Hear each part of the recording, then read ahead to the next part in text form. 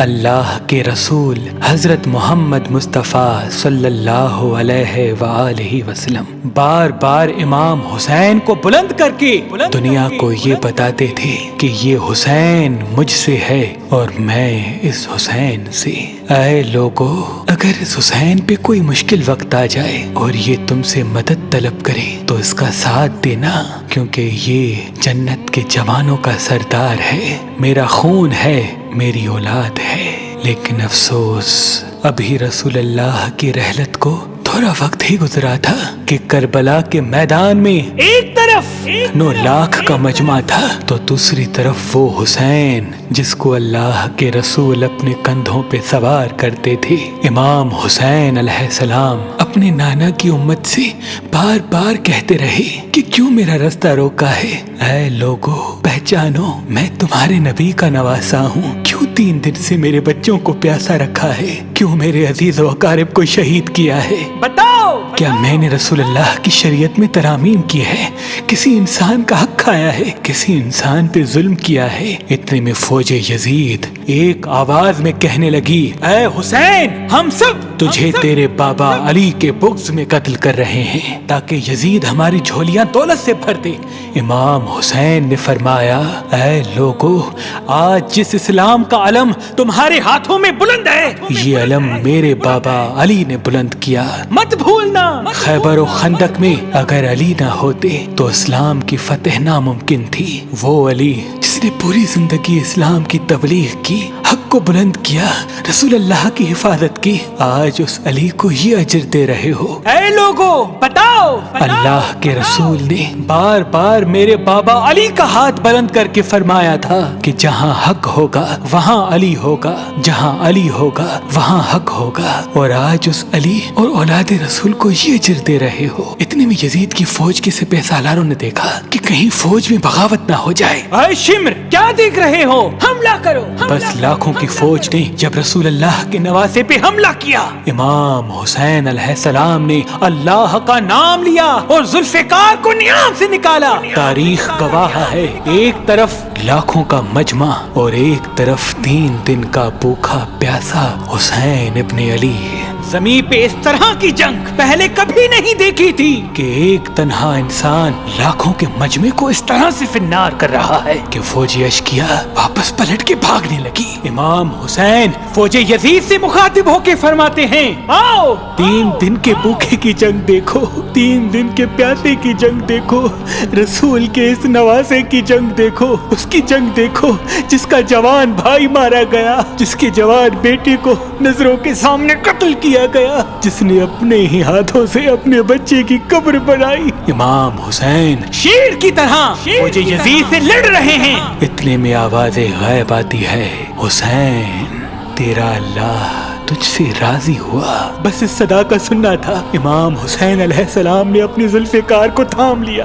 اتنی میں عمر بن سعد کہتا ہے، شمر، کیا دیکھ رہے ہو؟ یہ علی کا شیر ہے، اس کو مات دینا ناممکن ہے، جاؤ خیموں کو آگ لگا دو۔ بس کچھ ظالموں نے بیبیوں کے خیموں کو آگ لگا دی اور کچھ امام حسین کو دور سے تیر مارنے لگے۔ امام حسین کبھی بیبیوں کے خیموں کی طرف بڑھتے ہیں، کبھی فوج کی طرف جاتے ہیں۔ عمر بن سعد اور شمر نے فوج کو 4 حصوں میں تقسیم کر دیا اور یہ کہا کہ کوئی بھی حسین کے قریب نہ جائے، جس کے پاس جو چیز ہے وہ دور سے حسین کو مارے۔ جس کے پاس نیزہ تھا اس نے نیزہ مارا، جس کے پاس تیر تھے وہ تیر مارتا رہا، جس کے پاس برچیاں تھی وہ برچیاں مارنے لگا۔ تاریخ نے لکھا جس کے پاس مارنے کے لیے کچھ نہ تھا وہ کربلا کی گرم زمین سے مٹی اٹھا کے امام حسین کی طرف پھینکتا رہا۔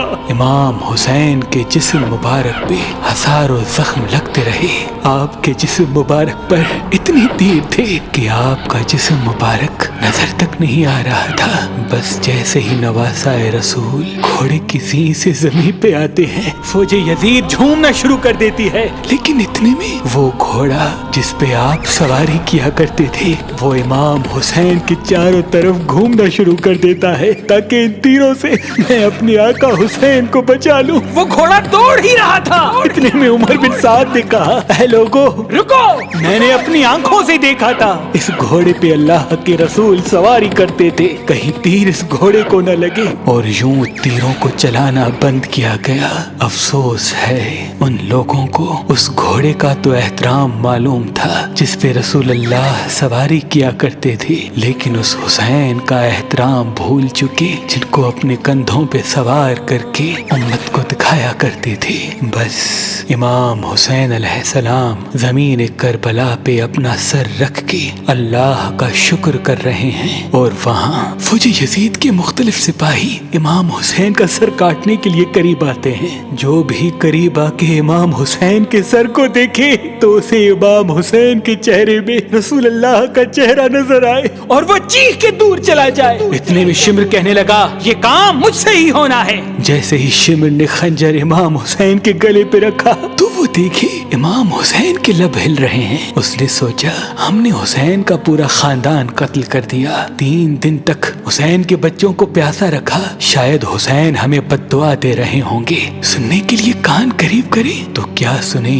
इमाम हुसैन अलैहिस्सलाम अल्लाह की दरबार में अल्लाह की नेमतों का शुक्र कर रहे हैं कि ऐ अल्लाह तेरा शुक्र है कि इस अजीम इम्तिहान के लिए तूने इस हुसैन को चुना। इतने में इमाम हुसैन ने आंखें खोली और शिमर से कहा, ऐ शिमर, क्या तू नहीं जानता मैं रसूल अल्लाह का नवासा हूँ, जन्नत का सरदार हूँ, हक पे हूँ, बेजुर्म हूँ। शिमर ने कहा, हाँ मुझे मालूम है। फिर आपने फरमाया, तो क्यों कत्ल कर रहे हो? शिमर ने कहा, ताकि यजीद मेरी झोली दुनियावी दौलत से भर दे। बस ये कहते कहते शिमर इमाम हुसैन का गला काटता रहा और फौजी यजीद मुसलसल झूमती रही। इमाम हुसैन के सर कलम होने के बाद सादात को लूटा गया। इमाम हुसैन के सर मुबारक को नोके सिना पे बुलंद कर दिया। बीबी सकीना को तमाचे मारने लगे। रसूल अल्लाह की नवासियों के सरों से चादर को लूट लिया और इमाम हुसैन के जिस्म मुबारक की तौहीन करने लगे।